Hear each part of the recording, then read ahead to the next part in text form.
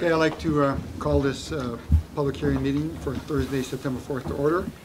Be it resolved that the meeting be called to order and that the agenda for the meeting be adopted as circulated. Could I have a mover, please? Councilor Bichetti moves. Councilor Campbell seconds it. Any questions? Seeing none, call for the vote. All in favor? Aye.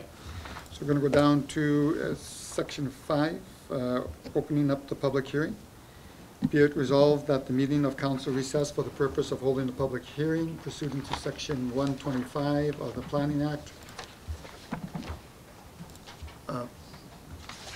Could I have a mover, please? So moved.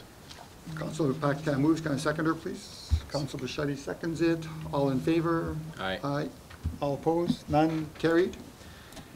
We'll go now to the planner from RP, if he could do his presentation. Good evening, council members. Good evening, everybody. The first item tonight is subdivision application S23-3013. The location is 393 Capellos Drive, plus 2 unaddressed parcel, roll number 29905, 29555, and 29600. The intent of this application is to subdivide 3 existing parcels into 13 commercial highway lots of varying sizes between 1.38 acres and 2.06 acres, and 1 residual parcel that is 20.68 acres within the CH commercial highway zone. This is the subject site that shows the surrounding context, and this is the existing zoning. The subject property is on CH commercial highway. And this is the subdivision application map as submitted by the applicant to RRPD. RRPD analysis, the intent is to create 13 commercial highway lots and 1 residual parcel. The subject proposal aligns with the West St. Paul zoning bylaw, the Middle Church secondary plan, and the RRPD development plan, in that the proposed lot meets the zoning bylaw lot width and lot area requirements. No variances are required. It will facilitate clustering of future commercial developments in the area. Proposed lots front onto a future proposed internal public roadway that is well integrated with other existing roadways in the area. The future development of these proposed commercial highway lots will be compatible with the existing development pattern within the immediate vicinity. Other than the requirements from the RM, Manitoba Transportation and Infrastructure, Water Licensing Branch, and easement from BellMTS, Hydro, and Shore, other commenting agencies generally noted no concerns with the proposed subdivision. RRPD is recommending 6 conditions for the subdivision in terms of the RM or West St. Paul's requirements regarding payment of taxes, development levies, landscaping, drainage, and development agreements.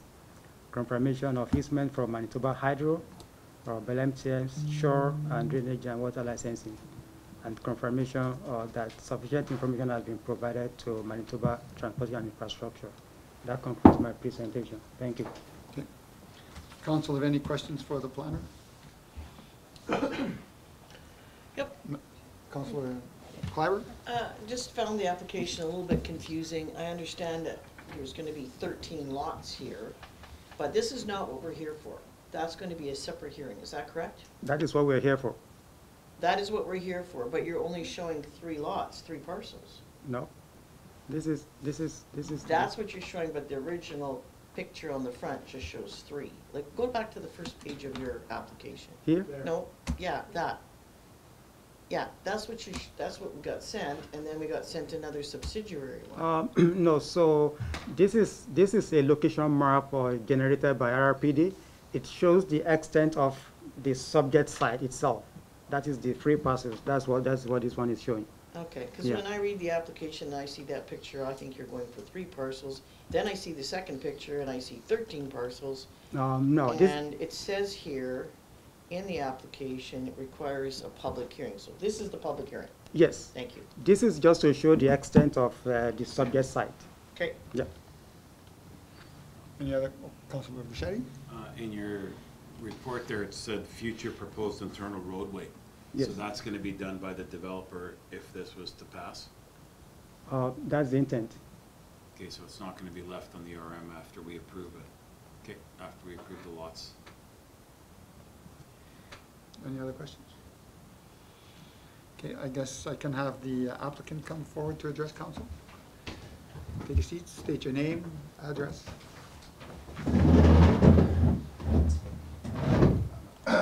Mark Glavin, 1 Terracon Place, on behalf of Terracon Developments. We are partnered on this project with Waterstone Development as well. Nathan Bennett is here as well. Just want to provide a brief presentation that just sort of provide a bit of context about this application, and happy to answer any questions. Just 1 second. Sorry. Okay.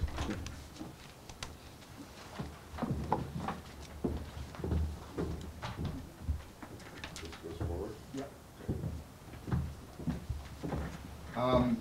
As the planner had indicated, Councillor Clyber, this might provide a little bit more clear context. This is the subject property here. That is 46 acres of land. That is currently zoned commercial highway. It's located at the northwest corner of PTH 9 and the Perimeter Highway. It's affectionately referred to as the Shops of West St. Paul, and we are proposing to create 13 new lots. Just to provide a little bit of background and context to this, we've been working at this project for quite a period of time. Just to highlight in these red boxes, it might be harder for you to see. These are listing agreements that we've had with brokers for trying to market the material that dates back to 2016. We've changed brokers. We've tried a variety of different plans and concepts, and have pushed hard to market the land and really haven't gained any traction to date. One thing I will note that really has sparked the application, if you will, it's what's changed from a contextual point of view, is PTH 9, which is the drawing on the far right, has gone through some significant upgrades. We've seen it with the intersection upgrades, we've seen it with the median upgrades, and as well, MI has done a huge overhaul and has wanted to improve access onto PTH 9. So, as such, we've worked with MI in looking at this. You can see the red line is now problematic of where existing Capulus is that connects onto Parkview Point Drive and PTH 9. It's not necessarily a safe intersection. So the new green line is a safe intersection, and actually the existing Parkview Point Drive has a median opening there, anticipating this future connection. So it really sparked us to rethink this in our conversations with MI. That drawing to the south of the colored one shows what the drawing is that MI actually came up with. So that really triggered us to think about this when there's a new road that's going to bisect this land. What else has changed? Well, the market has significantly changed. I don't think it's anyone's secret that people's habits changed over COVID. How people shop, particularly in the retail world, has seen a lot of change. We've seen particularly the desire for purpose-built retail hasn't been present. Our brokers have gone to large conventions, pushing for trying to attract big box, purpose-built retail, and a lot of companies have just sort of shelved it as a result of the competition that has now come forth with online shopping. And we've seen a strong interest for people to own property, not lease. What we also looked at is the amount of say, competition that we have in the area. And just the side-by-side comparisons show the Seasons of Tuxedo on Sterling Lion, where IKEA is, where the mall is. That is about 151 acres of commercial land, whereas the Middle Church area is about 120. So overall, we're highly serviced. And so we have to look at this of how do we differentiate ourselves from our competition. And again, hearing from the market, there's a strong desire to own. So our application today is for 13 new lots. And what we see here is the new road realignment that will improve safety. The design provides flexibility for us. We're creating these 13 lots as well as creating a large parcel on the east side that provides us some flexibility of what to do down the road. We see the market demand for purchase, and we're really excited to bring this forward. The planner has run through this. I just wanted to provide a bit of highlight. In terms of the development plan, the area is designated as settlement center. It does comply with the policies of the development plan. In the Middle Church secondary plan, it's designated as commercial highway and also meets the policies of that. Within the zoning bylaw as well, all the parcels meet the minimum parcel size as well as the minimum parcel width. One thing that I do want to bring attention to is with all of our developments, we take a lot of pride in what we do. And architectural controls are really an important key component. Things like signage, fencing, landscaping, and detailed design plans are all things that we review with an in-house architect. This is just an example of our guidelines from another development that we have in the Arm of McDonald. And this provides sort of a detailed rundown of what's expected. And then we have a checklist that the architect goes through of whether or not you're in compliance or not. In this case, the one wasn't, so it's required to resubmit. We issue a certificate. In order to move forward with the building permit, you need to have that certificate. So it's really things that we like to see in place so we adhere to those high levels of standards. And that's something that we would do here for sure. Just to expand upon that, we've invested a lot in this RM. We'll continue to do so. We are experienced with commercial, light industrial, flex space all throughout the capital region.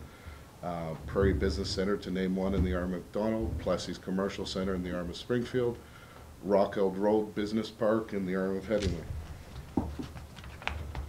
And not to lose sight of what this can contribute to the RM in terms of what it is contributing today.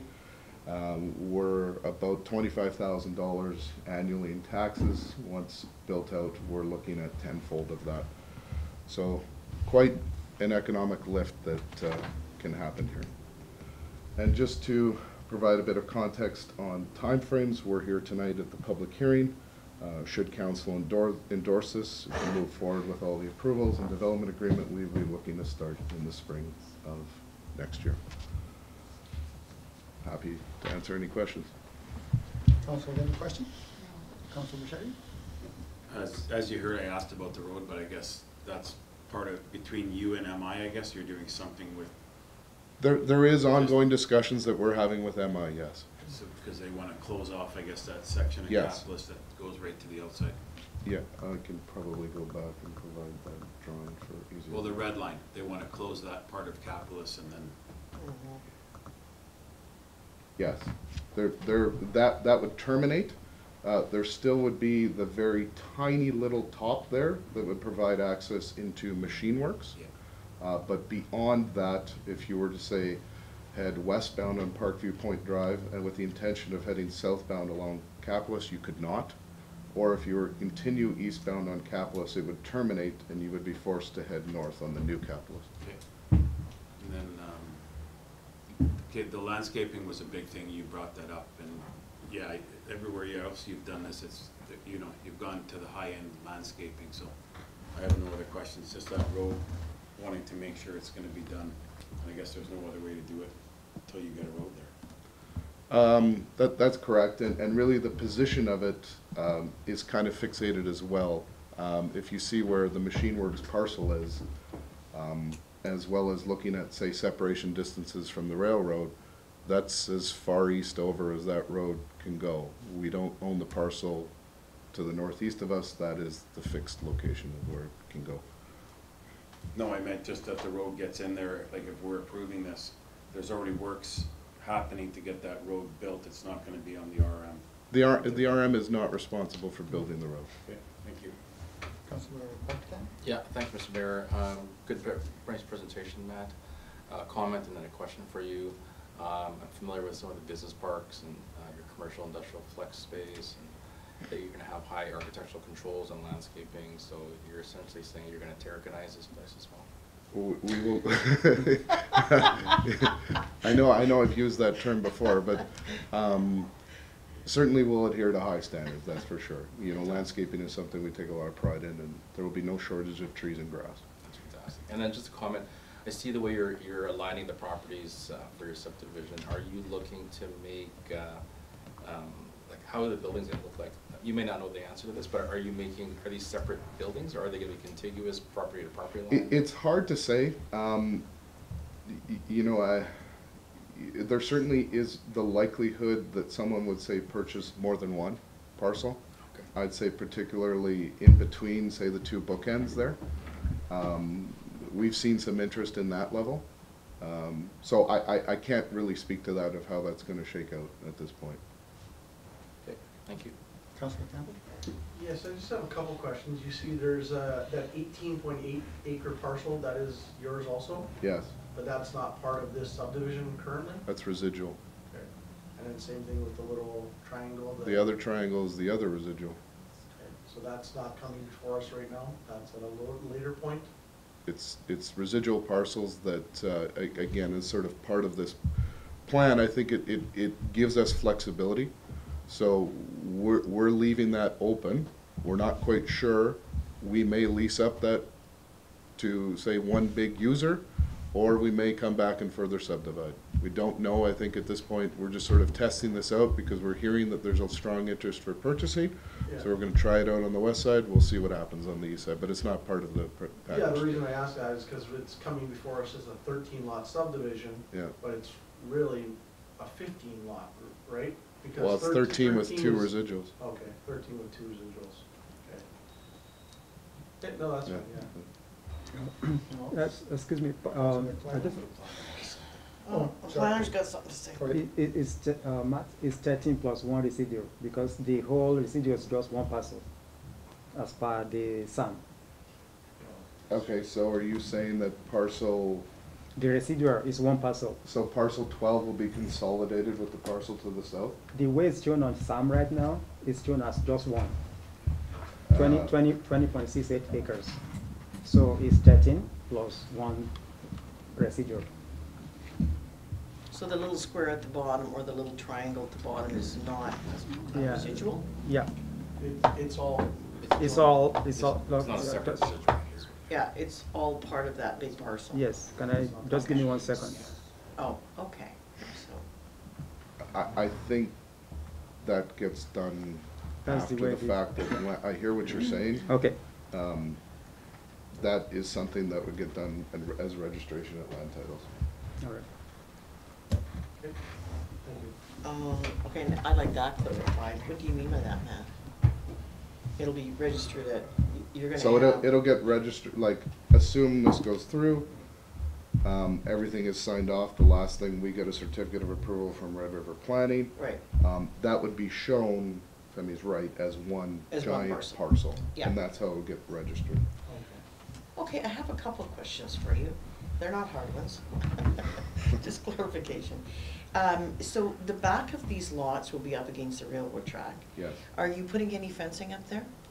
We would certainly requiring make a fencing? requirement for Yeah. the purchasers to put fencing there, absolutely, and we would want it to be consistent, yes. Okay, and the other one is that, I know that some of us members of council are concerned about the Bueller property, in the sense that. That it- one to the north? Yeah, the one to Yeah. the north. Mhm. It just is kind of, I'm just hoping it's gonna fit into this. I don't know if you don't really have any control of fencing there. I hear your point. In terms of, the one thing I can say as part of this, we do have to come up with service drawings, the service design of how Yeah. we're gonna service this. We have conceived that, say, immediately south of the Bueller property, at least for the time being, it may change, I can just say anecdotally that that's sort of where we envision our pond. Okay. And the pond, I think, would serve as a good buffer Okay, to whatever we do south of the pond. I think then, let's say where there's one big user, or we further subdivide there along the east side, you're now backing onto a pond rather than backing on directly to that use. okay. So I think, I hear your point, and I think we will address it. Okay, great, thank you, that's all the questions I have. So just to make sure I'm clear, so these 13 lots, that's going to be retail, or is that going to be strictly retail, or is it whatever, whoever buys it? We're not sure, it's whatever is permitted within the zoning bylaw under the commercial highway. Okay. I think, given the nature of the parcel sizes, I'm optimistic that, say, the bookends at the north and south are probably gonna be more retail in nature. The ones in the middle, maybe less. It's hard to predict. Okay. Any other questions?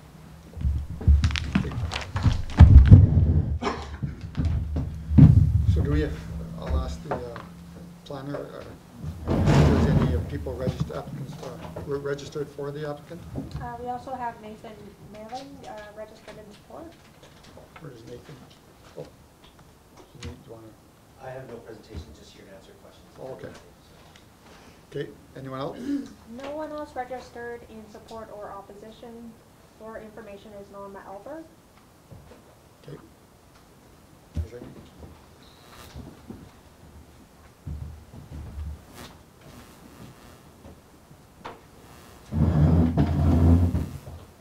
Norma Alberg, 312 Evelyn Avenue.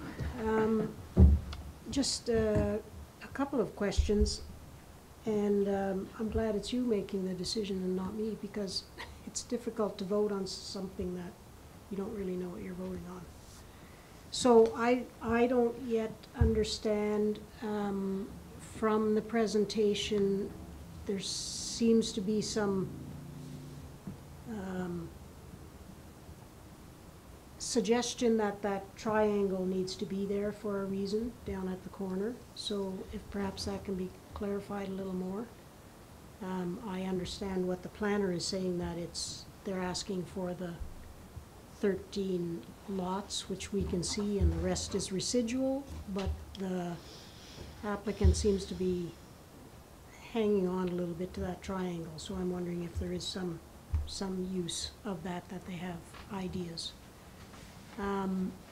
The pond, I didn't quite follow what the pond was, where that was. Is it within this 13? Is it somewhere else? How that fits in? And then I think it's an important question regarding, after the presentation we had from Red River Planning on Tuesday night, regarding the availability of adequate water supply. So I think it's really critical for the council to know exactly how many ERUs Terracon bought the rights to in 2016, how many of those have been used, and how many are still remaining, whether or not we have the capacity to do adequate water supply for fire suppression.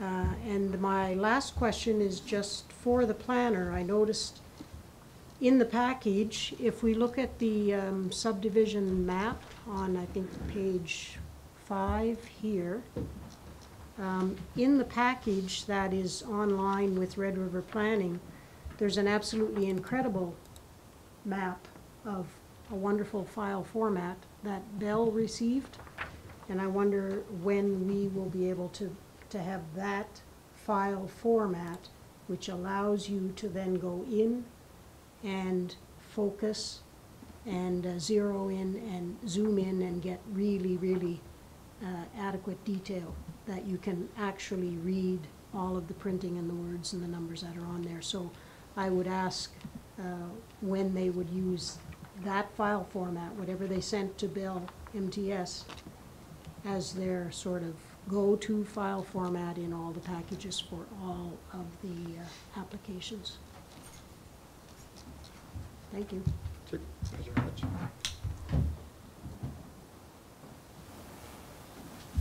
Any others? Ben? Any other? Also for information is Jerry Belenky.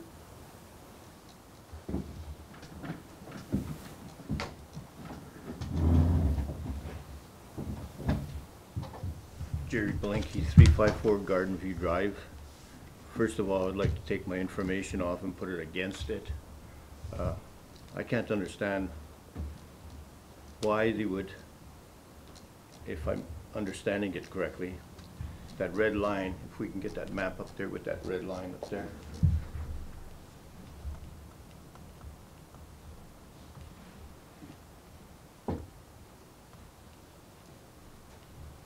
Now, if I'm understanding it correctly, that's going to be closed, and all the traffic is going to go through that subdivision? Through the We'll new answer road? questions at the end. Corey, do you have a question on the road? Yeah, the well, developer will answer- is it going to go through that new road? Is that road going to be closed, and is all the traffic going to go through that new road, is my question. Yes, the developer will answer that question. Who will? The developer, he'll have a chance to rebuttal. So Okay. You answer questions, he's making notes, and then he'll come back and answer. All right, well, the problem I have with that is I can't see why everybody down the road, Capitalist, all the buildings, everybody has to go through that subdivision if that's closed.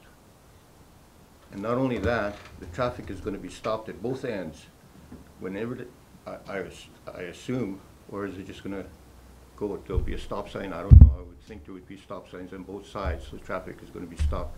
So you're restricting this traffic there, and then all these buildings are going to have, or all these lots are going to have traffic coming in and out of it, and you have a road that is basically free traffic, and now you're going to hinder it with everything. I can't understand putting all the vehicles through that, because we have so many cars, they're parking even on the road, going through down Capitalist. You can put everything through that parking lot? I don't understand. Secondly, I didn't see why, I'd like to know why this fire department wasn't on the list of places asked. I mean, they had MIT, they had everything, Shaw, but don't you think the fire department should have been asked? Maybe it has, it wasn't on the list. And I guess that's about it. I just can't see it. If that road is removed, then that'll be the back ends of the building. So why are we putting the back ends to the perimeter? That's my question. Mayor, if I may, MI had always planned to close Capitalist. That was always the plan. It's now coming to fruition, but that has always been MI's plan, is to close that portion of Capitalist. Well, how are the people gonna get in there? Well, they want to redirect you through Parkview Point, and I guess now this subdivision, and then they are planning to do another road yet. Well, but this is what we're talking about, But this- not what they're planning. This is what's there. Yeah, but this is a MI issue, so you would have to discuss with them if you don't like Well, it. you're voting on it. No, we don't have control of that, just like we don't have control of some other streets that they closed. They closed the streets because they feel it's safer to do it that way. I would just take it as a common person would do. If they're coming through that parking lot and everything with all the traffic, they're gonna go to McPhillips. And McPhillips, you know what it is there now. I understand that. Okay, And, so, and, like, and are we MI is talking- gonna close down well, McPhillips as well. I'm just telling you So- what I see, but anyhow, you vote, I mean, I'm just saying to you that this is not a developer issue, this is an MI issue. well, Okay, I think. they're closing the road to put it there for the developer, not for anybody else. Okay. Mr. Blinky, I just want to clarify, that's not going to be a big parking lot, like, that's going to be built as a road. That's not a big parking lot for a whole retail center. That's all individual lots that'll have approaches off a road. It's gonna be turned into a road, not just turned into a, I understand what you're saying, be like turning Well- the whole traffic into a Garden City Shopping Center parking lot and making them all go through that. This is literally gonna turn into a road. That's what I'm saying, it's a road. So there's gonna be two-way traffic on that road. All the traffic that comes for all those businesses on Capitolus from Main Street to McPhillips, there's lots of buildings there, and there's lots of vehicles there. You all know it. They're parking on the street because they don't have enough parking in the lots. So there's lots of traffic. And it's gonna go through there. It has to, you're taking the road away. I mean, think about it. I don't care one way or the other way, but I mean, it's like, it shows it. Well, Okay, that's right. Any other applicants? Anyone else wanting to? We also have Eleanor Lake registered for information.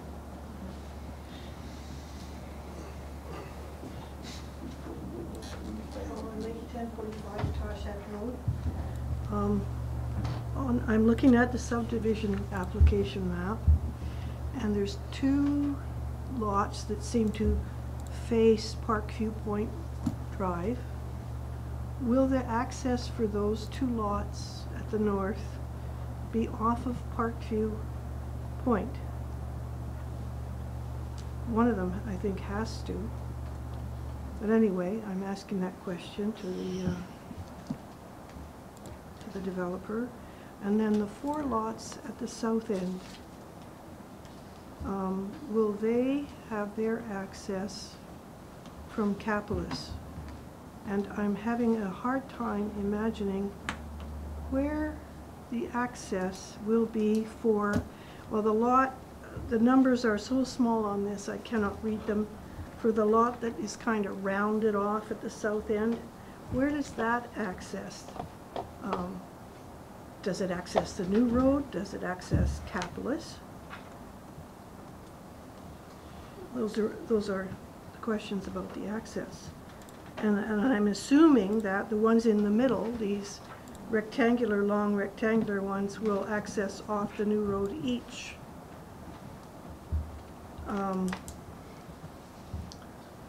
I agree with Mr. Belinkie that the fire department needs to vet this plan.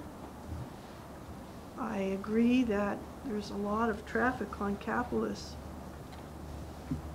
already that will use the exit at the light and go around the Capitolus that's still there, the gravel part of Capitolus that's still there, including Maple Leaf. They've got a lot of big trucks. And they'll be driving through this route. So I think you're looking at creating a horrendous traffic problem.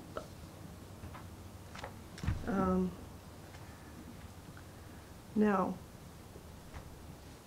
the residual lot is 20.68 acres. And so that residual lot, we don't know what's going to happen with this. I'm clarifying that point as well. That's all. Thank you. Anyone else? No one Okay. else registered. I'll ask the applicant to come answer the questions from that was brought forward.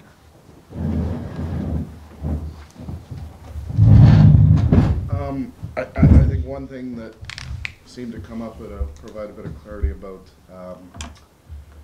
this new road is a 4-lane collector road.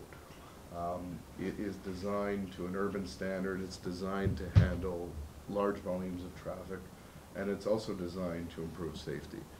The current Capitolus Drive is a rural cross-section road that at best is gravel, probably dirt. So this is not only designed to handle our subdivision, this is part of more of a regional improvement for the whole area, for even providing better access to the Sonova Center, providing better access to linkages all along Capitolus Drive. This is all part of PTH9 improvements for safety and access, among other things. I think there was some comments about the fire department, water supply. I know that with all of these subdivisions, the RM provides comments and inputs and conditions on all of our applications. In terms of water units, we do have ample number of units that we have secured. The pond location, again, that's all part of our servicing drawings that will be submitted to the RM, will be vetted by the RM's engineer, and will be stamped and approved. I know there were some questions about access off of those two parcels onto Parkview Point Drive. I don't see why we wouldn't put access directly onto Parkview Point Drive from there. There's no median barrier there. The access would be directly there.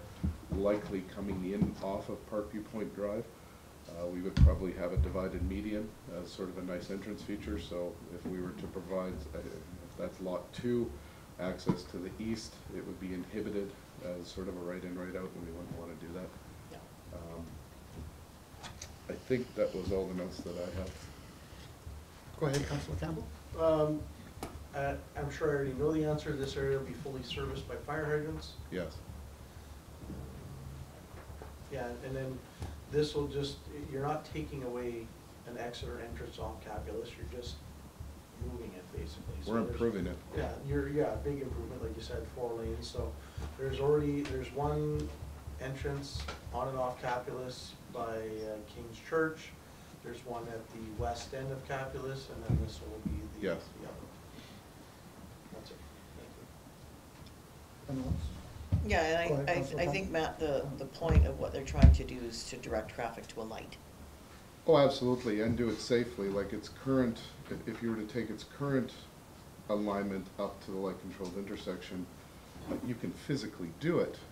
Say for a truck that's heading westbound on Parkview Point Drive that's trying to turn southbound on Capulus would be impossible. So this is anticipating traffic for the future and doing it in a safe manner. So one of the questions that was raised is stop signs. Is there stop signs on this? Oh, there would definitely be a stop sign at the end of, say, New Capulus and Parkview Point Drive, for sure. Yeah. And the pond, there was a question about the pond. I guess is that going to be done at this phase or another phase? Well, we would have to do a pond certainly as part of this in Okay. order to anticipate land drainage.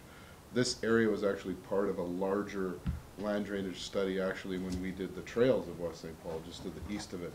So it's all part of anticipating that catchment. So the location of the pond, as I sort of suggested, it likely won't be on the west side. It probably will be on the east side, but that's something that we have to come up with as part of a condition, our servicing drawings that we have to submit to the RM. Okay. Okay. Anyone else have any questions? Okay, thank you very much for Thank your you. time.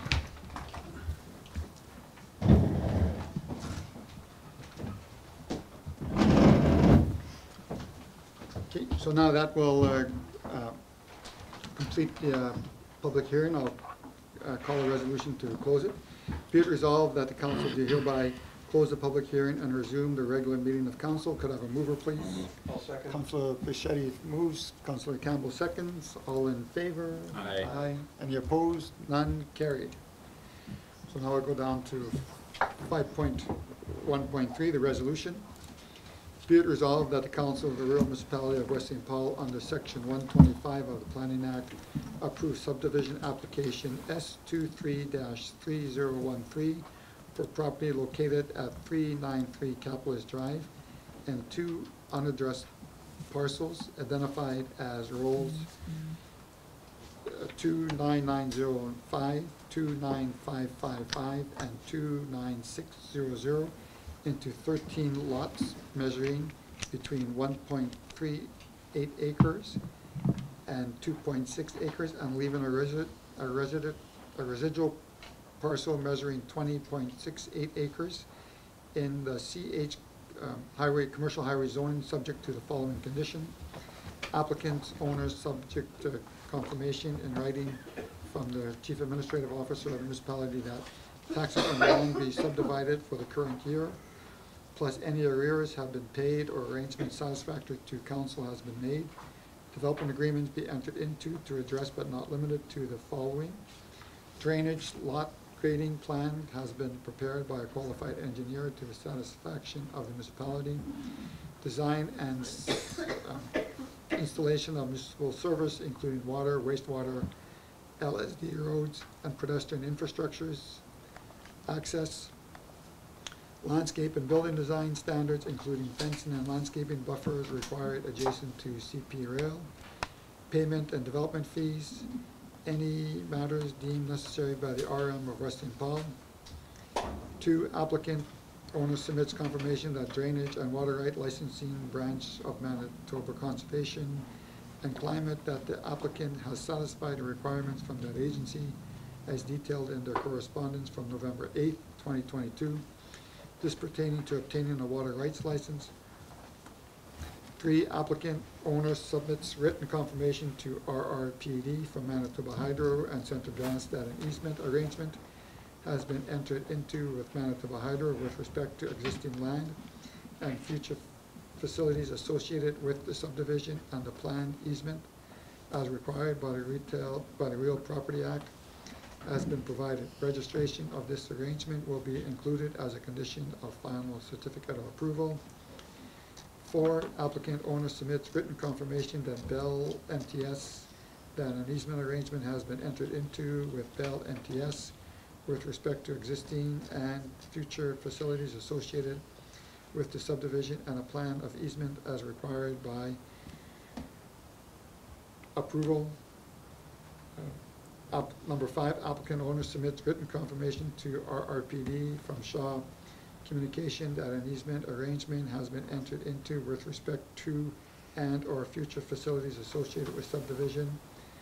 6, developer provides written confirmation that sufficient information has been provided for our regional technical service engineer to allow him to determine if drainage from this site may adversely affect the provincial highway drainage system. If necessary, our regional office may request the application to submit a detailed drainage plan prepared by qualified experts. Please note that the cost of this study and any revisions to the highway drainage system directly associated with this proposed development will be the responsibility of the developer. Could I have a mover, please? I'll move. Councilor Bichetti moves. Could I have a seconder? I'll second. Councilor Campbell seconds it. Any comments, questions? None? Oh, go ahead, Councilor Backtan. Yeah, thanks, Mr. Mayor. Just a few comments for the record. When I was campaigning last fall in the election, every corner of Ward 3, knocked on a lot of doors, and people were saying, you know what, if you can encourage more commercial, retail, we'd really like to see that. I want to thank both Waterside and Terracon for coming together on this partnership. They have a strong record of success with developing commercial, retail, industrial flex space. I know Terracon particularly has a really good record with high standards for architectural as well as landscaping.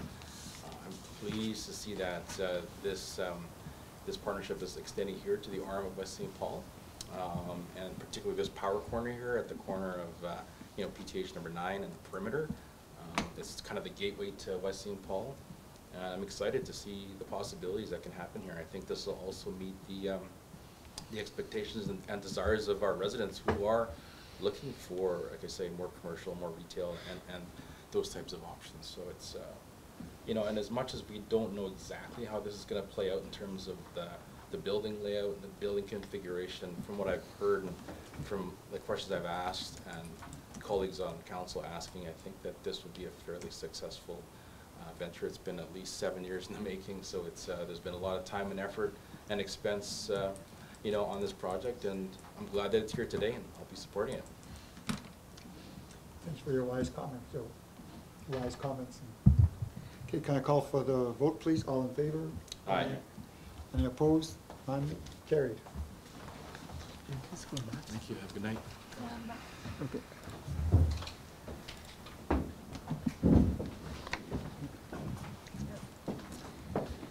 I'll now go to, the next is the public hearing on the variance order, 8223. Be it resolved that this meeting of council recess for the purpose of a public hearing pursuant to section 96 of the Planning Act. Could I have a mover, please? I move. Councilor Paquette moves. Can I have a seconder? Councilor Bichetti seconds it. All in favor? Aye. Aye. Any opposed? None? Carried. Can I have the planner make his presentation, please? The next item tonight is a variance application, VO 87, 2023. The address is 34 Dacon Place, roll number 53813. The intent is to decrease the building separation from the required 10 feet minimum from the furthest projection to 2.25 minimum, reduce this west side yard from 5 feet to 2 feet minimum, and allow free accessory structures instead of 2 in the RG residential general zone. This is the variance request table. It shows what the subject site is zoned and what the applicant is asking for vis-a-vis the zoning bylaw requirements.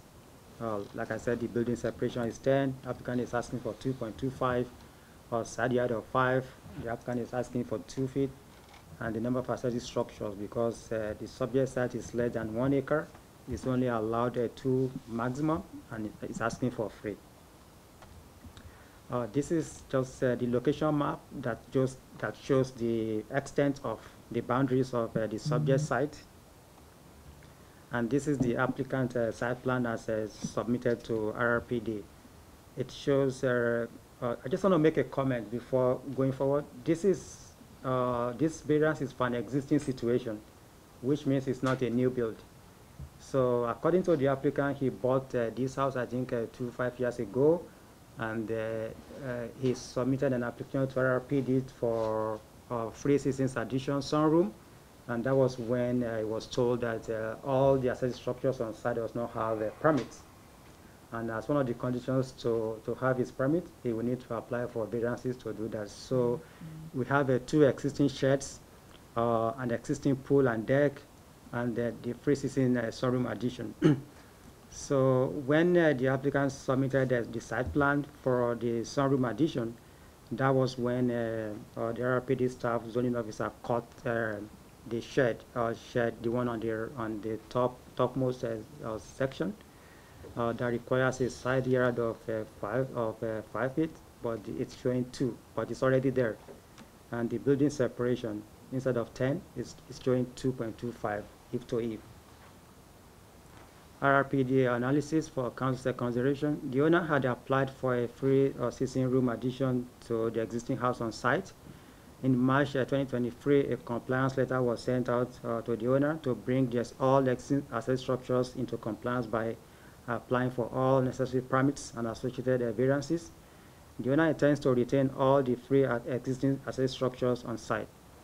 The existing 288 square foot shed also requires a variance approval for reduced building separation and yard setback.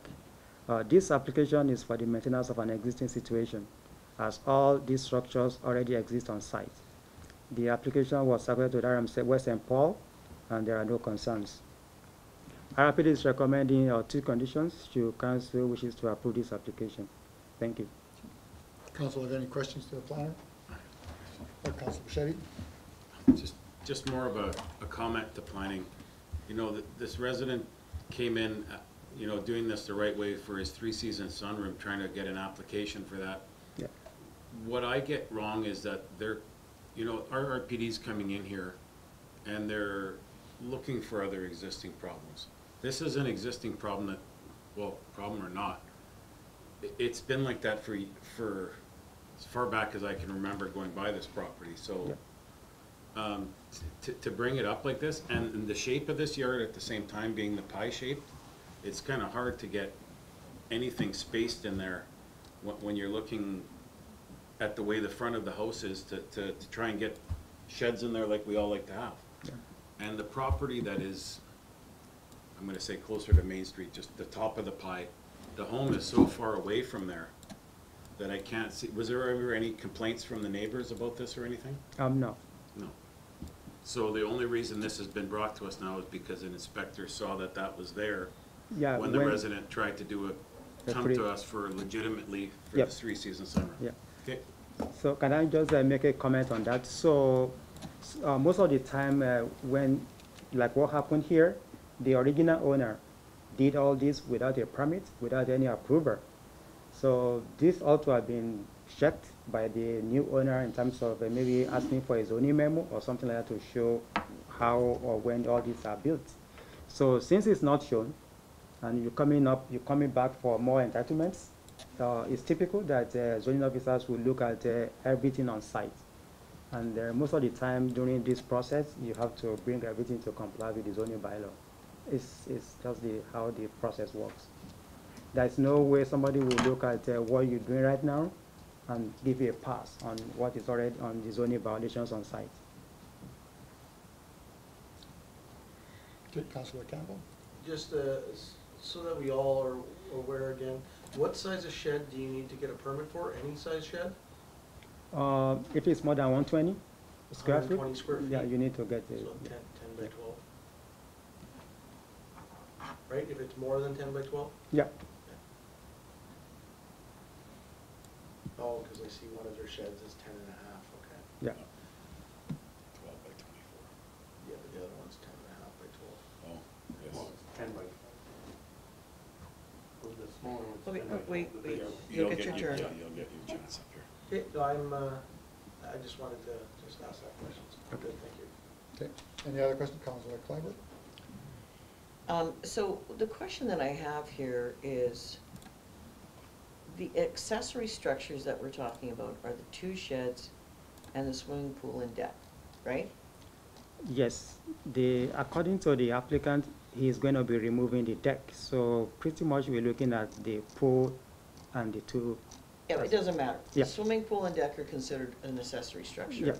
And the 2 sheds are an accessory structure each. Exactly. So when the applicant came for the sunroom is part of the original building. Yes. Okay, so was the applicant penalized for not having permits? For not having permits for the sheds Yeah, and the pool. so you penalized him for all of that? Yeah. Well, if I may. It's not like penalized. It's more like the site itself is on what is called a zoning violation through that. Most times there is no way you check that until somebody come in for more entitlements. So are they paying for the cost of an original permit, or are they paying more than that? They pay double. They what? They pay double the price. Yeah. I'm not happy about that. So the planning district cannot approve a permit for a property that is in violation of any parts of our zoning bylaw.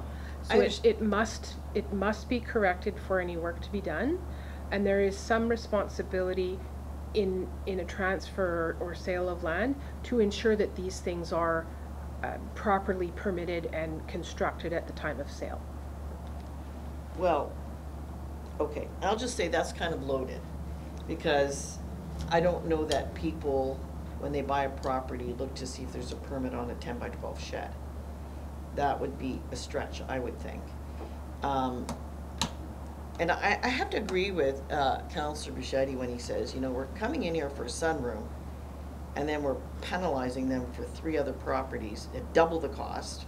I could see that if you did it at cost of what it normally would cost to be a permit, rather than penalize. These people didn't put any of this stuff up. They bought it as is, and I just kind of feel like, I don't know how the rest of council feels, but it's kind of onerous to them in a way. Okay, so we're not even talking about the sunroom here, we're just talking about a shed. And the reason that we're doing the shed is because if we don't do the shed, you can order them to dismantle it. Is that correct? Correct. Yeah, thank you. Any other questions? Can I have the applicant come forward, please?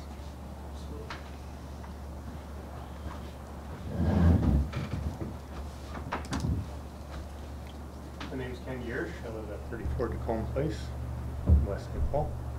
And obviously, I mean, you've seen the evidence that the RM presented. I have a whole thing that I was going to say, but they basically said it all for me. I've been penalized for buying a property that had existing buildings on it. The deck for the pool has been removed, and the pool still exists. The 2 sheds are going to exist as well.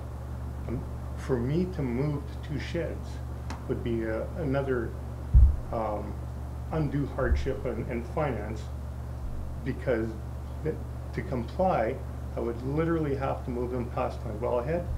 I would have to move them past it, cut down a large tree, and then move them beyond that point in order to comply with what they want for 10-foot separation from the building and 5 foot from the house.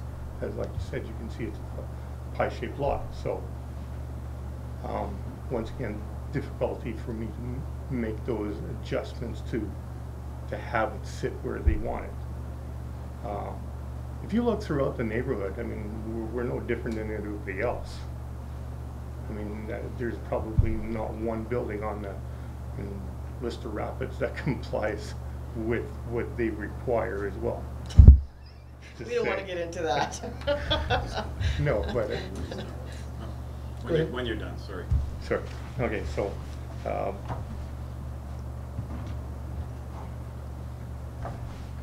I mean, as they said, we hired an engineer for the deck because in order for us to construct the sunroom, we have to have the deck that was attached or going to be attached to it or coming out onto it safe.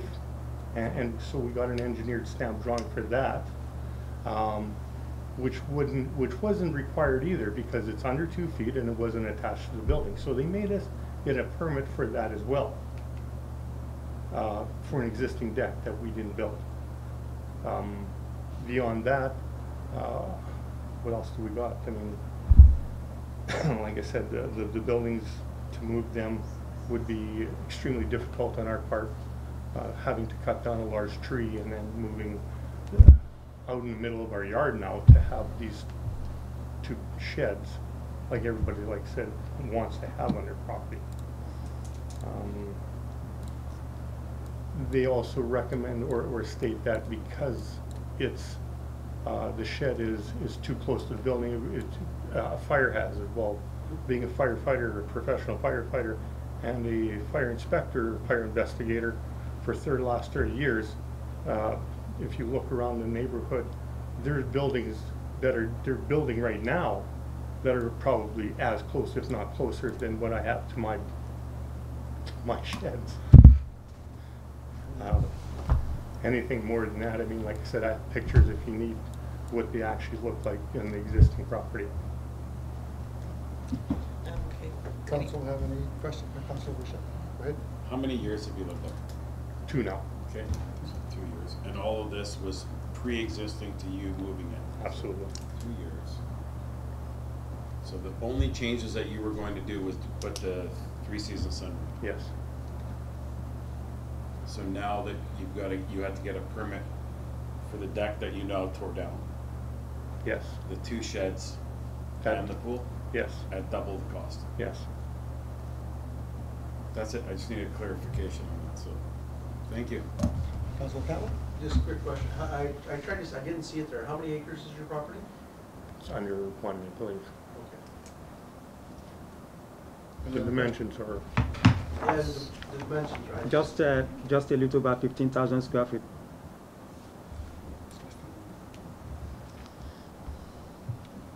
Any other? Go ahead, Yeah, Councilor I'm just, Franklin. thanks for the presentation. I'm just, because there's no other things on the drawing. You talked about a well and a tree. And so if you were going to, say you were going to move, I'm just trying to play the scenario in my head. If you were going to move the sheds to be in compliance, how would you do it? Like, is there a fence? Can you? There is an existing fence right around the property. Oh, there is, okay. And the smaller shed, the 10 by 12, Yeah. approximately, I think it's 12 feet away, there's a large tree. I mean, like a large tree. South of it? South of it. Okay. And the wellhead is between the 2 sheds, almost about 3 feet in between the 2 sheds. So you'd have to dismantle the big one in order to move it? Or lift, jack it right up and then carry it across. Any other It's questions? not doable. Have more questions? No. Anyone else have any questions? I just have a comment. Go ahead. I'm wondering if council is in agreement, if we can put a I don't know if we need a resolution, but I'd like to see this man have a refund. And I'd like to see him just pay for the permit and not double the permit. It's something, yes, I know, he bought the property, maybe the lawyer didn't catch it, but who catches a shed? a 10 by 12 shed, you know, that's just, and for, and it's no reflection on our planner, but for Red River to come in here and hit him with double, I don't think that's right. And my moral gut tells me that's not right. If he wants to pay for the permits because there were no permits, I get that, that's fine. But I'm not happy with charging him double to punish him. So I don't know if we need a resolution for that, or if that's something we should deal with separately, or if I have to put a resolution on the floor, I will so do that. I paid for a permit for the pool. I paid for the variance, which was $1,000 for this variance, and a permit for the deck as well. That was a variance. We didn't pay for a permit, we went paid for a variance. So Go ahead, Councilor do Campbell. you know what the total cost you paid for everything now? 250, and 1,000, 1,500, approximately. The 250 is for the permits, that's double the permit? Yes. It's 250 for the deck. Is that double? I think, I forget, I'd have to check my receipts. What was the price for the permits for the shed and the 2 sheds? You got charged double for that, right? There's 2 sheds I put in a variance. I didn't pay for a permit, I paid for a variance. Okay, So it was $1,000 for that. all right. That would be the normal cost. Yeah, for the, Sounds for the like- variance, Yeah. yeah. So when you say you've been charged, when you say didn't that say. he's been charged double for it, what No, has he been no, charged double for?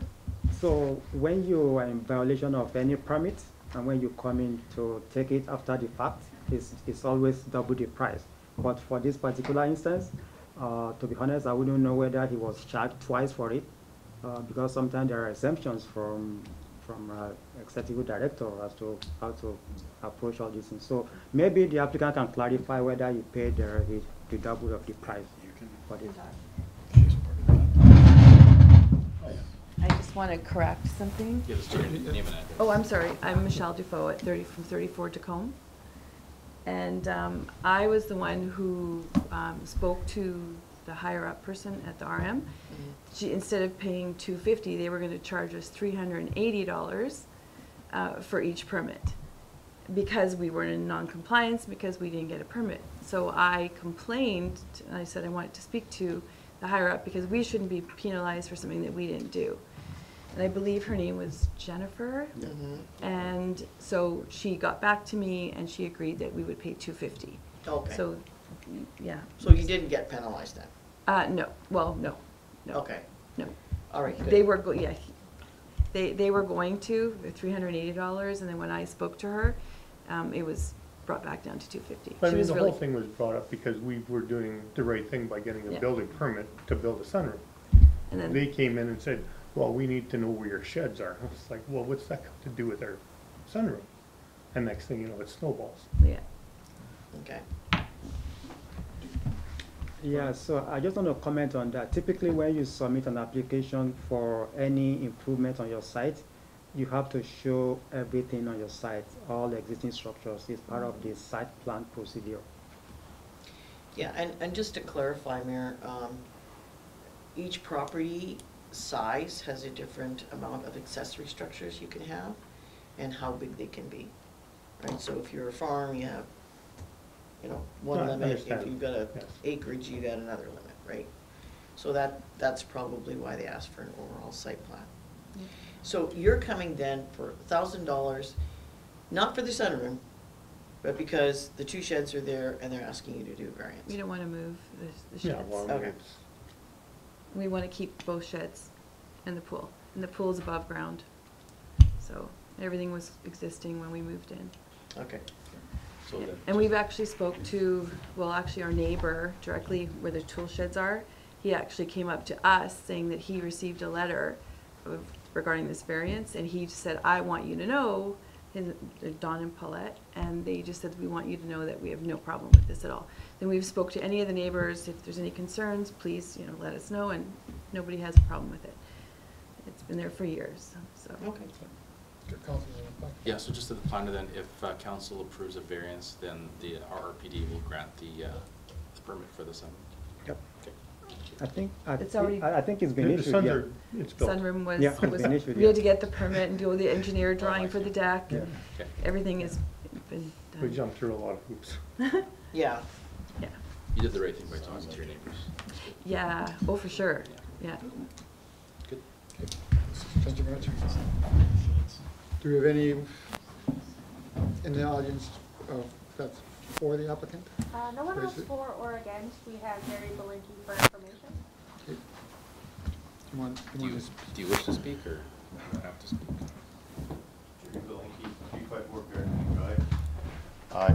I don't see no problem with this. I'd like to go for approved, but where I have a problem with this, and I don't know, from the city of Winnipeg, I mean, we always talk about the city of Winnipeg here, but I know a lot of instances when properties are sold, picture is taken and it's overlaid the property, and then that's when the fines are collected and the permits are collected at double fees. I know when people had to move air conditioners because they were encroaching in the windows. I know when they had decks, they had to have, so I don't know if West St. Paul has this practice, but maybe it should be. That's a question to ask, yes, we can ask. I don't know if they Oh, do that's that. right. it's not question period, so he can comment whenever he likes. I'm sorry? It's a I comment. said it's not question period, so you can comment whenever you like. Every time I speak, you say, is there a question? Norma Albert for information. Are they, you need to, want to come up or be satisfied with?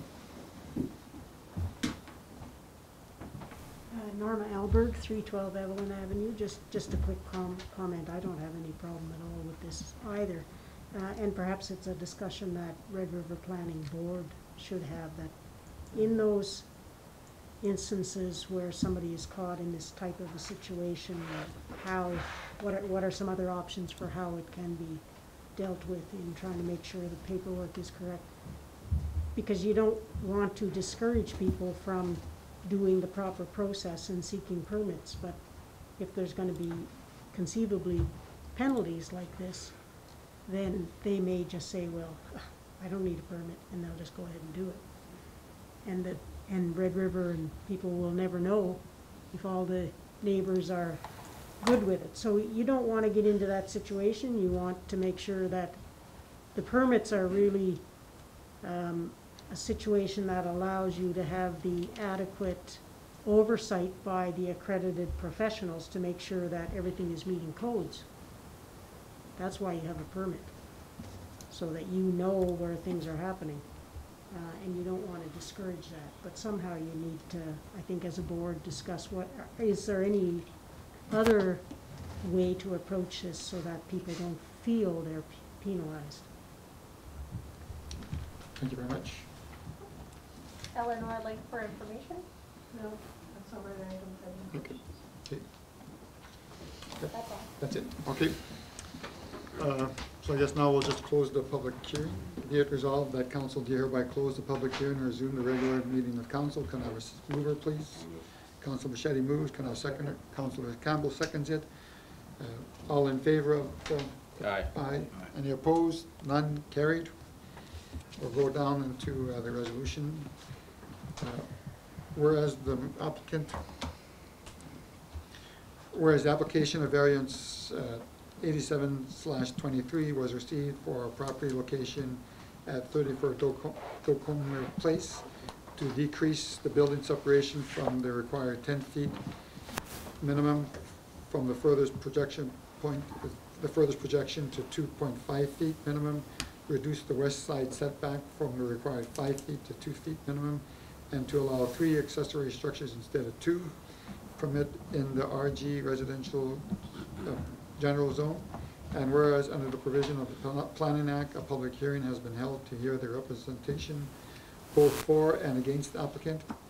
Therefore, be it hereby resolved that after careful consideration, Council of the Rural Municipality of West St. Paul hereby approve variance number 87/23 with the following conditions. This variance is limited to what is proposed within this application. Any changes will require new variance approval. Applicant owner to obtain all required permits and approvals from the Red River Planning District if required. The variance order will expire and cease to have any effect if it is not acted upon 12 months of date of the decision.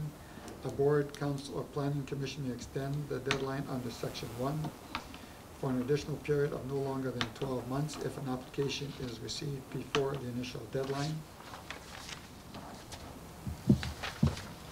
Okay, can I have a mover, please? Councilor Bichetti moves. Can I have Councilor Campbell seconds? Any questions, comments? Go ahead, Councilor Patrick. Yeah, so I think council's gonna, I feel council, based on the line of questioning, I feel like council will approve the variance, and that's good. I thank the homeowners for doing the right thing, applying for the permits, and, you know, going through the variance, and speaking with the neighbors. I think that was the right move, and I thank them for that. Can I call for the vote? Well, I'd like to just ask a question of the planner.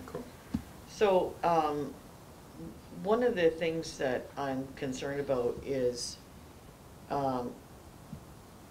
you know, addressing this variance after the fact. I just really think we're penalizing people, and, you know, I mean, he's mentioned other properties. I mean, does the inspectors drive around and look at other properties? And no. So, you know, I'm really not happy about this, but because I sit on the Red River Planning Board, I will bring it to the Red River Planning Board. Yeah, so maybe I'm not happy about what happened here. So maybe this is something that needs to be brought to Jennifer's attention. Yeah. And that would be I think as a board member, I will write an email about this because I'm not pleased. I feel like people doing the right thing, doing what they did, and then being punished for it in a way. So I will say something. So thank you. Any other comments? Go ahead, Councilor Just Bichetti. more on that, especially when it's a person that they aren't the existing people that have put the other structures in place to do it. So they just got stuck in the middle of this. So, Any other questions? None? Okay, can I call for the vote? All in favor? Aye. Any opposed? Seeing none, carried. Good. Can I just ask a question? No. Just, you can ask the administration after. I just Yeah. wanted clarification on what you said. We approved your variance. Oh, yeah, that's fine. Yeah. Okay, Okay, I that's it. have to ask her. Okay, thank you. Okay, Thanks, Pam. go down to number 6, first reading, road closing bylaw. good night. Thank you. Right. And I- no. Thank you. Aye. We'll remove yours.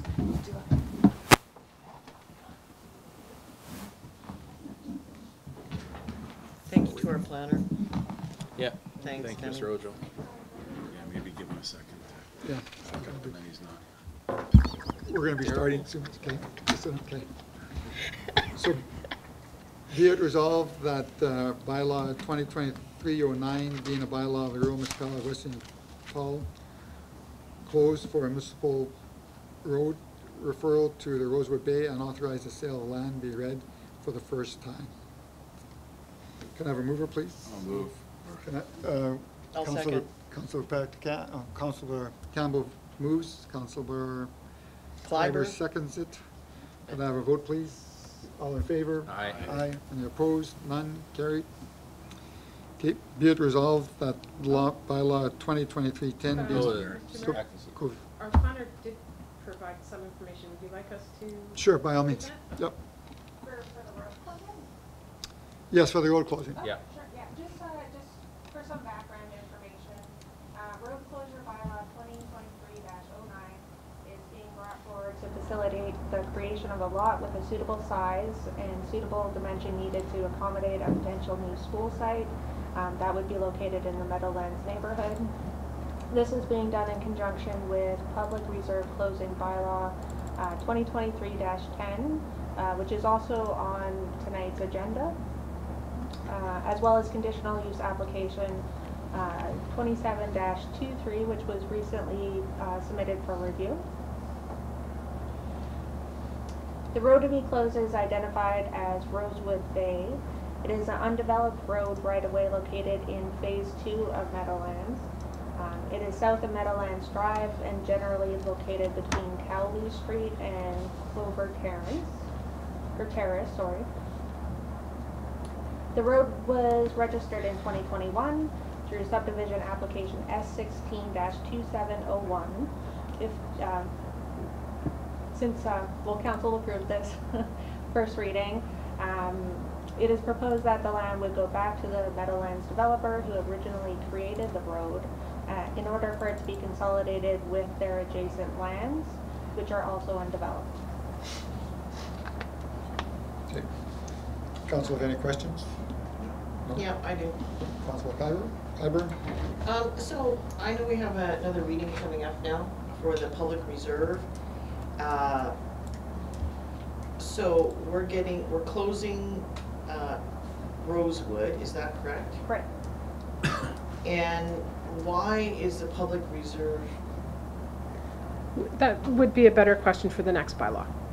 Yeah, let's hopefully we don't pass it before you get to speak. Okay. So for public reserve closing, it's very similar to the road closing. It's also being brought forward to create a suitable lot size needed to accommodate a new school. The public reserve land is identified as PRD Plan 68671.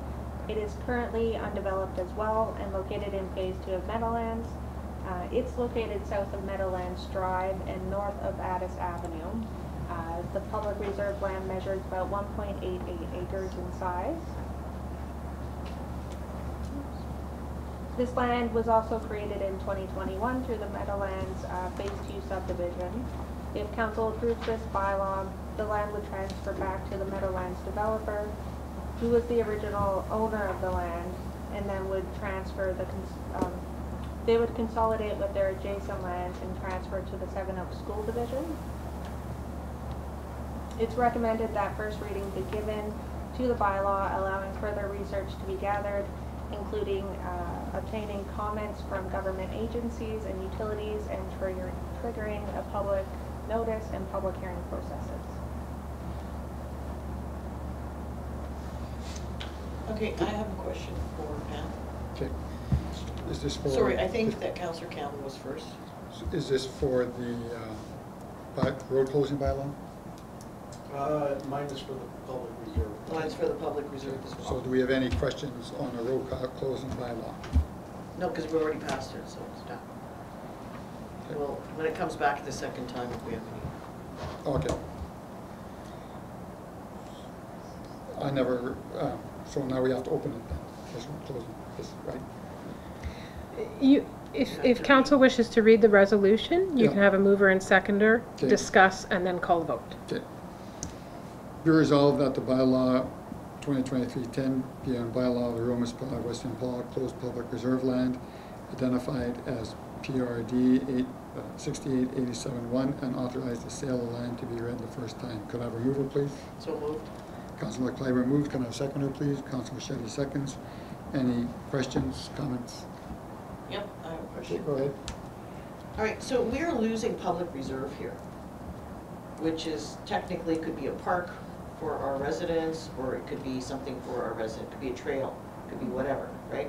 So we're losing that to the school. Is it being replaced? Well, I don't know if necessarily like the community would be losing green space. That community always uses green space. They're using it all over Parkview Point. No, sorry, that they wouldn't necessarily be losing green space, just that it would now be provided by the school instead of the municipality. Yeah, but that's not what we have in our development agreements. Our development agreements and all our developments say that you have to have a percentage of your public reserve. Up to 10% we can request. So are by we the at municipality. 10%? I don't know the exact figures, but for a school division, they can also request that 10% of the subdivision be dedicated as well. Say that again, the school division can request that, Up to 10% of a subdivision be dedicated for school purposes. okay, but now they're taking away our public reserve that we would have had for our 10%, right?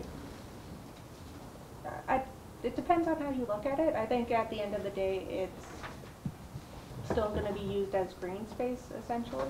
No, we hope, we don't know. It depends what they do with the land, right? In the original agreement we had for this property, we required that the developer include a trail that would connect Addis and Meadowlands. We would recommend that 7 Oaks, if this was to be approved, that they would also provide that path. Yes, I can see, okay, Pam, I'm not trying to give you a hard time, but I can see that we would recommend that, but if we turn it back to the developer and he gives it over to the school, we can recommend our hearts away and the school can just say no. Well, for educational services, that's a conditional use.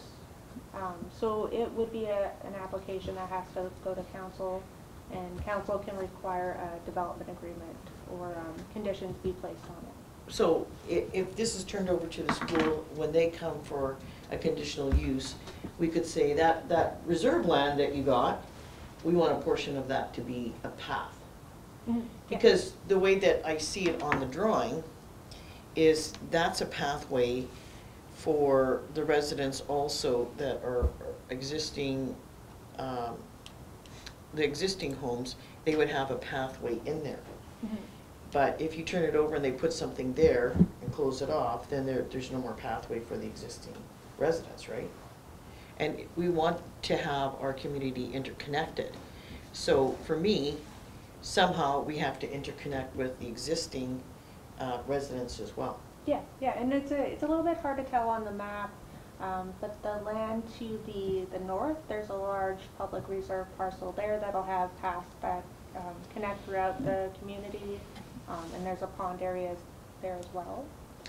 For the second and third, for the second reading, could you determine, and I hate to put work on you, but could you determine if we lose this reserve land, whether or not the developer is within his 10% of the overall development?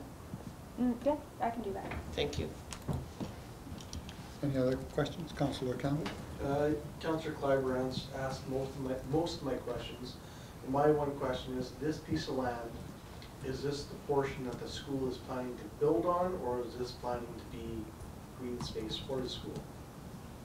We've only received a concept plan, but on that concept plan it does show like the footprint of the school building, and that more detail on that would be provided at the conditional use.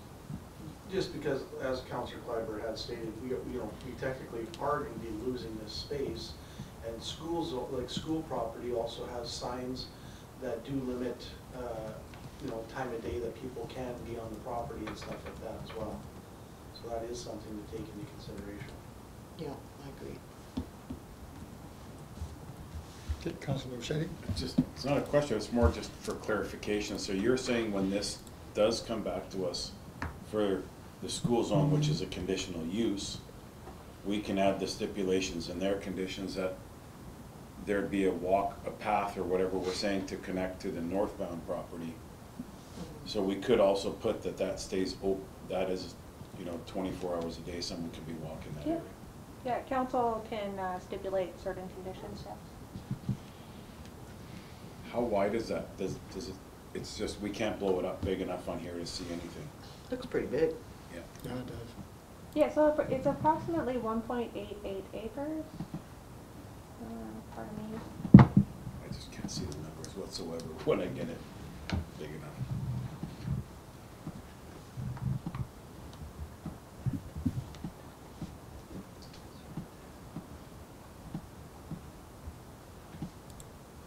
Okay, well, you're going to get back to us on whether or not we've lost any public reserve in the overall plan.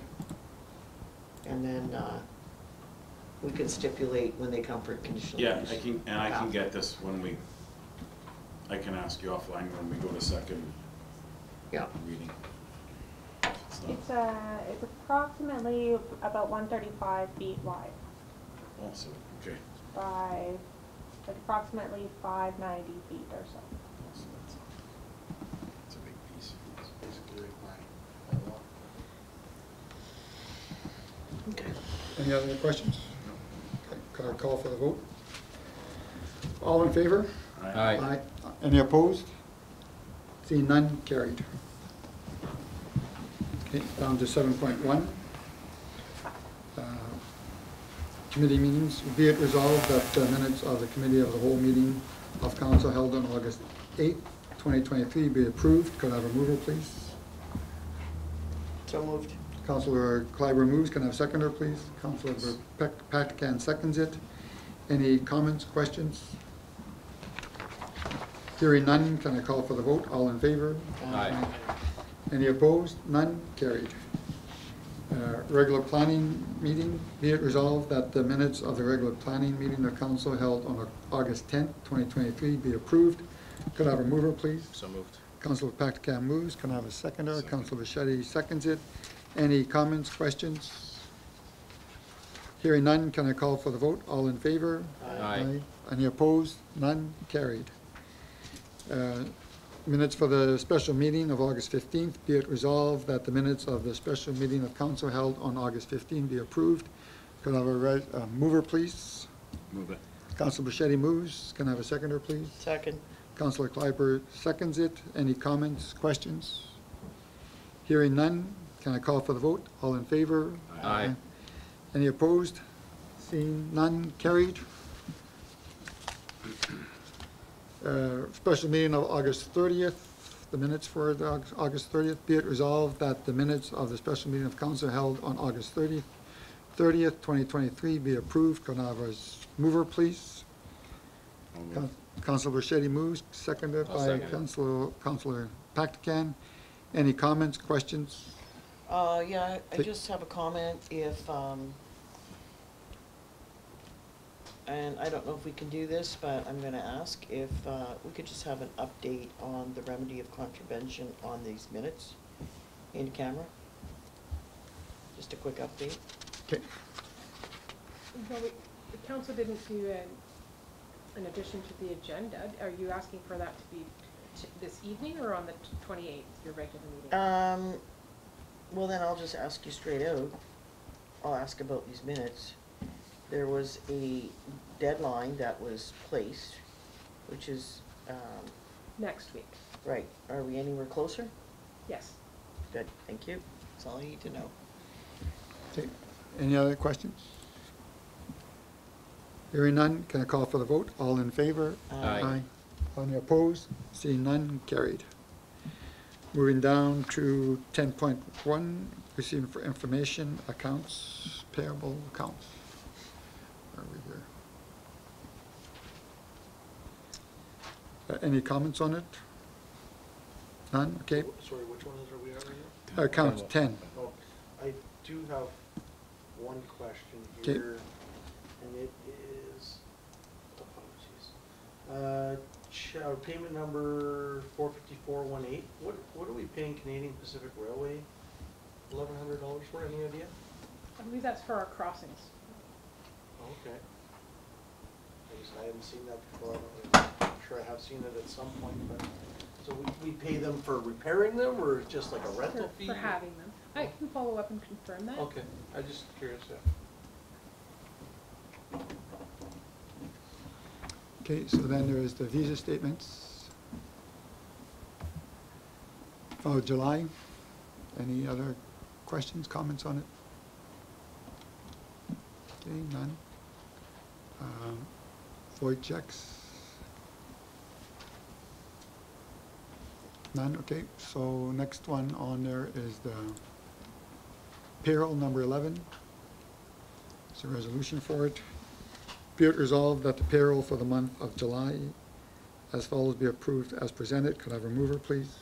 So moved. Councilor Patacan moves. Can I have a seconder, please? Councilor Bichetti seconds it. Any questions, comments? Hearing none, I can call for the vote. All in favor? Aye.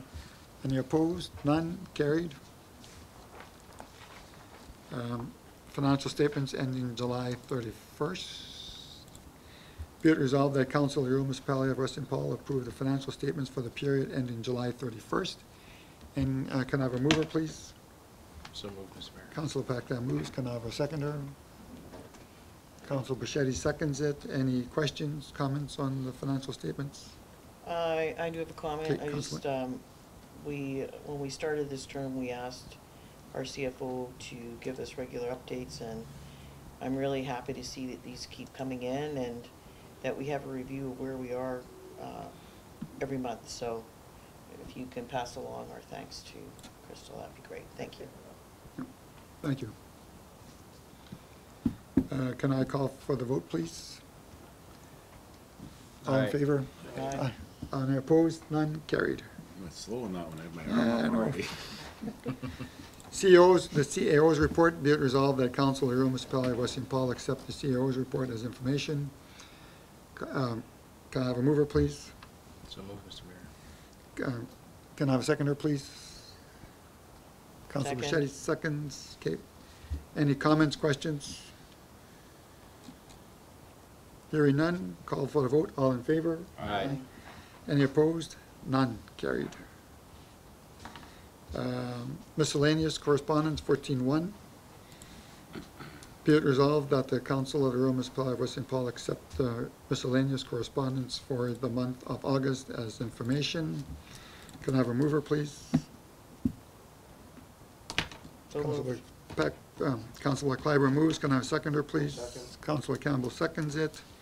Any comments, questions? Hearing none, can I call for the vote? All in favor? Aye. Any opposed? None? Carried. Miscellaneous, miscellaneous meeting dates. Be it resolved that the Council of the Rural Municipality of West St. Paul authorize the attendance of the following meetings. July 31st, tree moving. August 4th was meeting with Dave Wardrop, with Mayor Trujan and Councilor Pactican.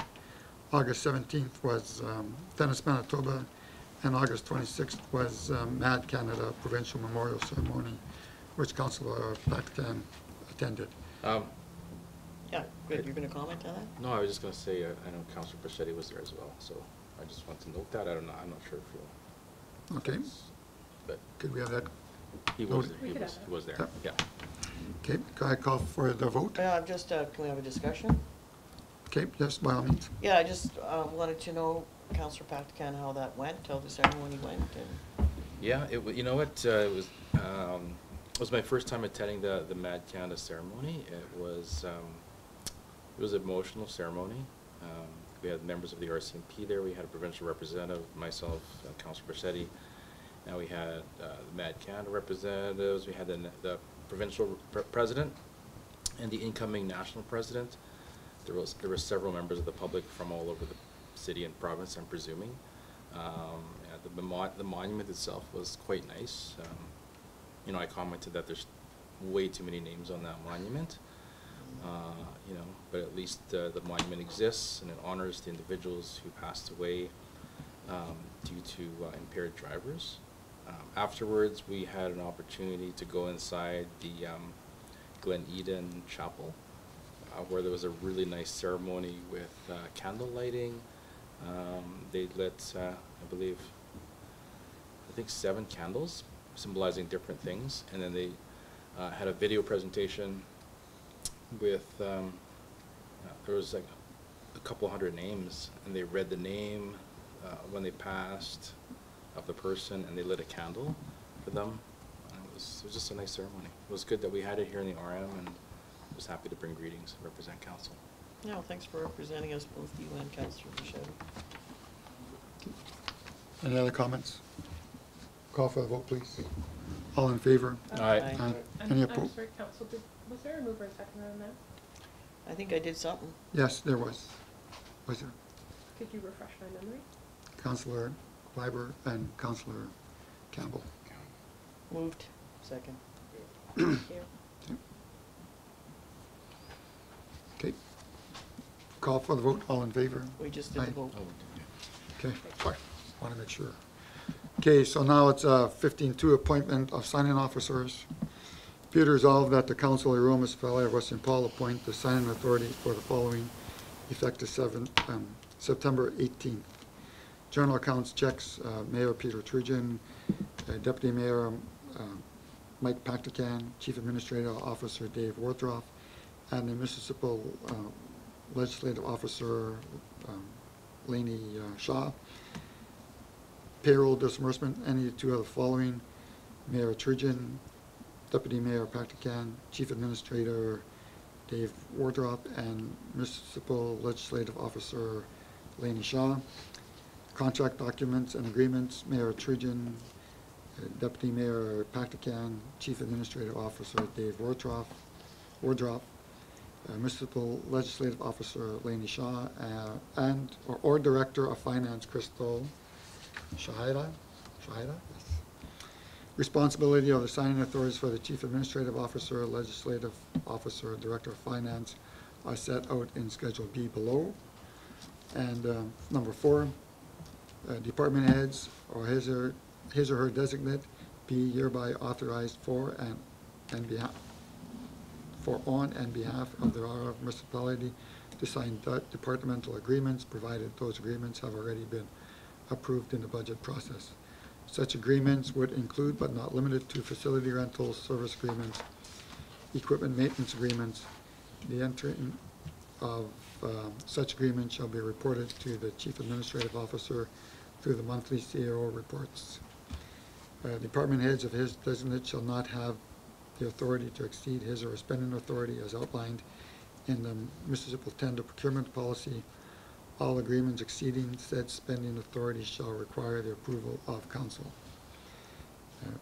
5, that the Access Credit Union be the financial institution for the year 2023. Okay. Schedule B. You don't need to read aloud. Okay, thank you.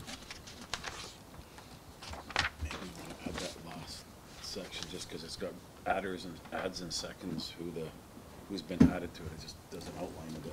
Where's that? Right at the end. The only ad is David Wardrop, basically. And removing Pam Elias, just to kind of just show that there was one added, one taken off. Yes, it doesn't show up on this one. Okay. Okay, so yeah, that just, we'll note those, add Dave Wardrop and take off Pam Elias. Okay. Can I have any comments, questions? Hearing none, can I call for the vote? All in favor? We need a mover and a seconder. Oh, okay. I'll move it. Or I'll second. Thank you. Thank you very much.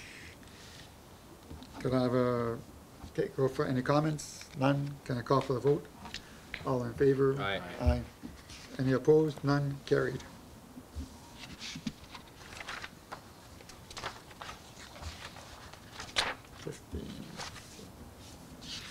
Where are we here?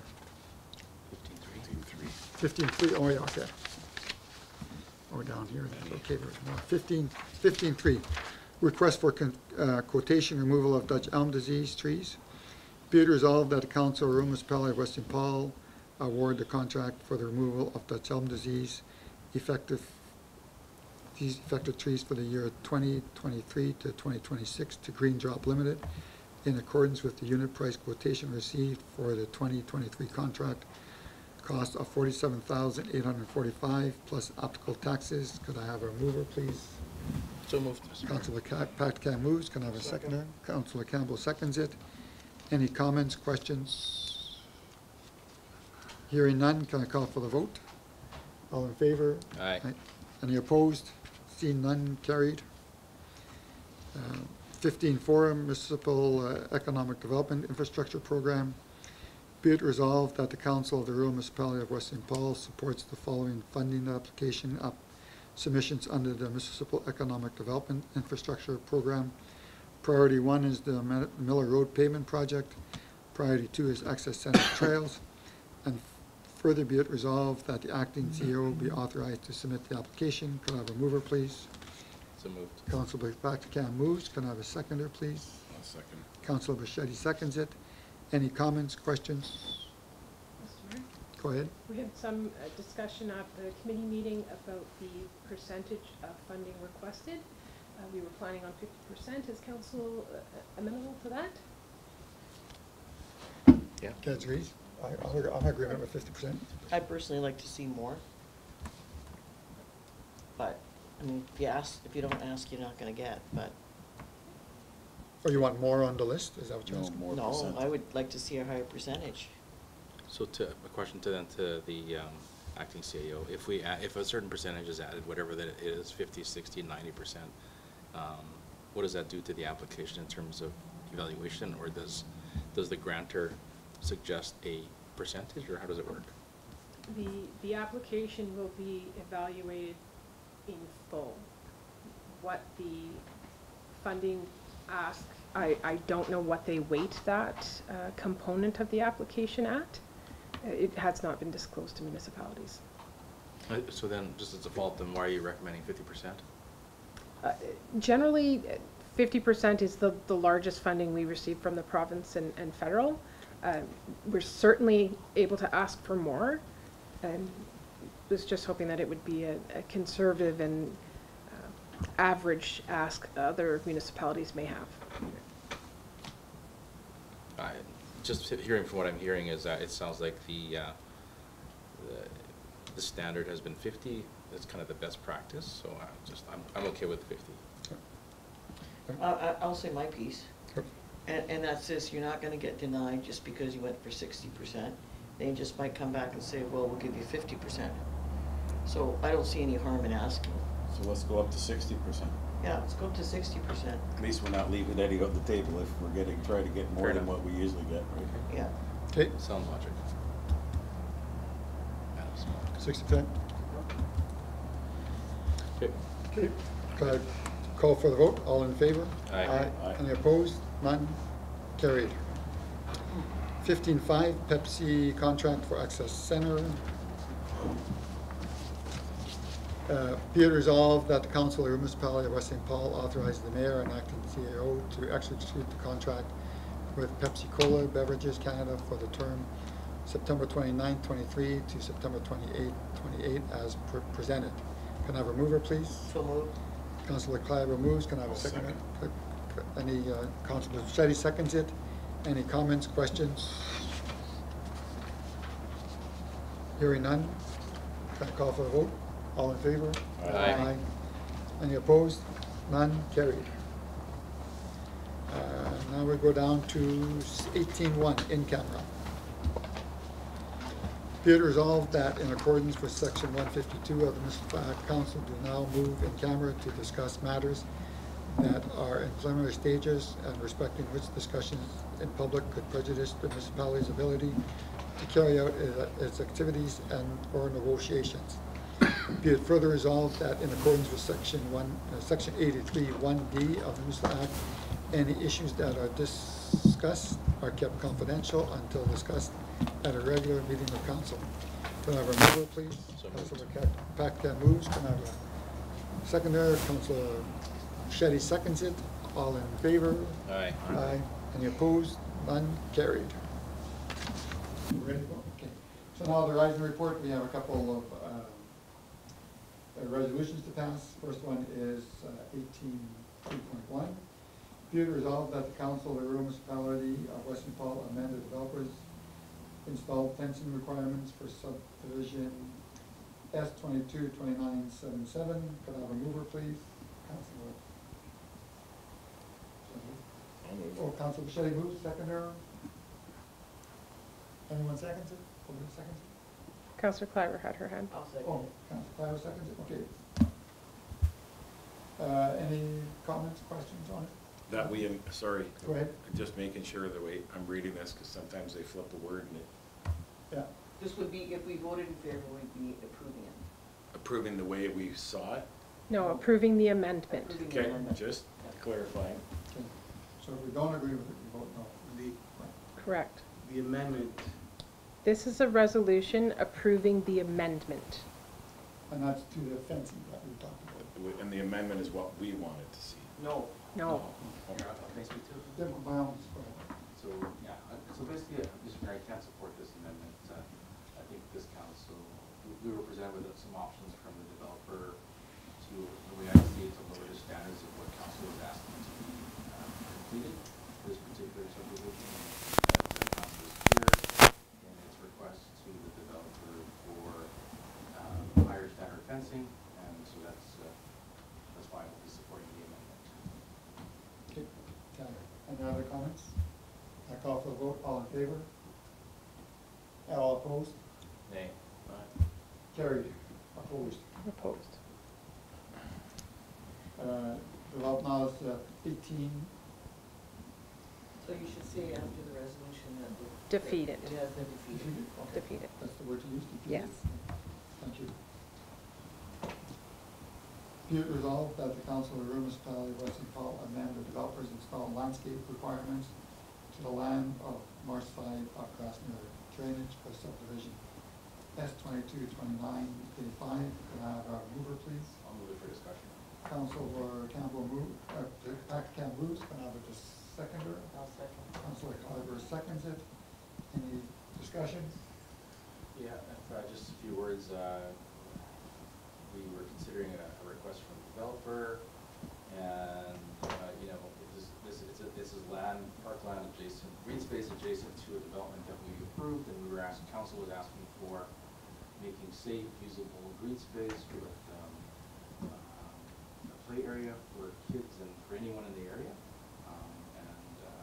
know, I think, I support what we were wanting, and to have this area not graded or not seeded or not, you know, not made into a safe usable green space, I would support it. So for those reasons, I won't be supporting the amendment. Anyone else have any comments? Okay, can I call for the vote? All in favor? Seeing none. All opposed? Nay. Nay. Defeated. Okay, next is Thames Manitoba Agreement, 18.3.3. Be it resolved that the Council of the Rural Municipality of West St. Paul approve the management use and leasing agreement for the outdoor tennis courts at the Access Center between the Rural Municipality and Manitoba Tennis Association. Be it further that the mayor and acting chief administrator ought to be authorized to sign and execute the management use land agreement. Could I have a mover, please? Councilor Fiber moves. Second. Seconder, Councilor Bichetti seconds it. Any comments, questions? Go ahead, Councilor. I just want to say as amended. Right, that's what I wanted to say too, as amended. Usage and leasing agreement as amended. Okay. I think as well, if council wishes to strike the acting, this will be signed by the new chief administrative officer. Okay. And the changes, if any changes to it, to the land or building, we come to council. That's the amendment. That's the amendment, As just amended. wanted to clarify that. Okay, and Councilor Fiber. Just a few words. I think this is good for the arm of West St. Paul. It's a victory for West St. Paul. This, all of us had an opportunity to attend this space and the ceremony, and it was great. It was well attended. You know, it will bring a lot of people to the RM. This is a world-class facility, nicely landscaped. I heard a lot of positive comments from residents, I believe, on Canada Day, and so this is great. Big news for the RM. Any other comments? Okay, seeing none, can I call for the vote? All in favor? Aye. Any opposed? Seeing none, carried. 18.3.4, tender for supply sanding plow truck. I have a resolution for council's consideration. Whereas the Council of the Rural Municipality of West St. Paul, the municipality, issued tender 2021-09 for the supply of a sanding/plow truck, and whereas the municipality passed resolution 2021-423 to accept the bid for the supply of a sanding/plow truck submitted by Maxim Truck and Trailer in the amount of $230,611.75 plus GST. And whereas Maxim Truck and Trailer has advised the municipality that the delay of delivery due to factors outside of their control has resulted in a price increase of $19,832.45 plus GST for the supply of a sanding/plow truck. Now therefore be it resolved that the rural municipality of West St. Paul approve an additional expense of $19,832.45 plus GST for the procurement of a sanding plow truck, and further be it resolved that the funds be borne by the capital reserve. Could I have a mover, please? Councilor Shay moves. Second. Campbell seconds it. Any discussions, questions? Seeing none, can I call for the vote? All in favor? Aye. All opposed? None. Seeing none, carried. And now we come down to the end. Be it resolved that this meeting of council stands adjourned at 8:42 p.m. Can I have a mover, please? Councilor Shetty moves, can I second there? Councilor Clyber seconds it. Any comments? None? Can I call for the vote? All in favor? Aye. Any opposed? None? Carried.